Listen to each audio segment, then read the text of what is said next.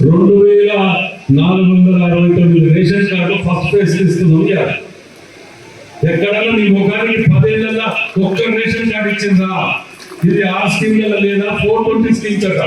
ఈ batch 420 batch అసలు దొంగల బ్యాచ్. పొద్దుగా లేస్తే ఉద్యమం పేరు చెప్పుకొని శివాల మీద పేరాలు ఎక్కడుకుంటూ మాయ మాటలు చెప్పి తెలంగాణ యాస భాషని సొంత మా గడిలో ఉన్నది అనుకునే విధంగా విష ప్రచారం చేసుకుంటూ వాటి మీద బతికిన వాళ్ళు వీళ్ళు బీజేపీ. మరి మన జిల్లాకి ఏం చేసిందో ఏం చేసిందో అని అంటే ఇలా పోస్ట్ ఫ్యాక్టరీ అని చెప్పి వాళ్ళు ప్రచారం చేసుకుంటారు.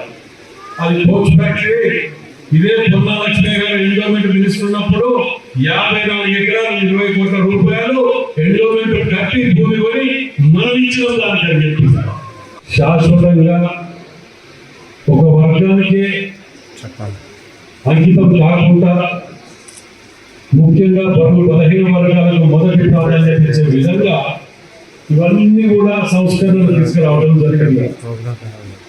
ఇవాళ మన ముఖ్యమంత్రి రేవంత్ రెడ్డి గారు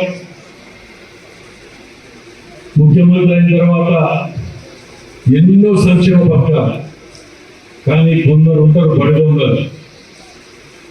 వాళ్ళు ఎక్కడ పోయినా ఏమి ఇస్తాను ఏమనంటే ఆరు గ్యారెంటీలు ఏమైనా దొంగ సాకులు చెప్తాను అని పొద్దుగా లేస్తే విష ప్రచారం చేస్తున్నారు. మరి కన్నడ ఏమున్నది మీకు నాకు అర్థం కావట్లేదు. కానీ ఇవన్నీ 6 గ్యారెంటీలు లేవా? ఇంద్రమ్మ లేవా? 200 యూనిట్ కరెంట్ లేదా? రేషన్ కార్డు లేవా? మీరు సిగ్గుసర ఉంటే 10 ఏళ్ళలో ఎందుకు చేయలేకపోయిందో ప్రజలకు జవాబు చెప్పాలి.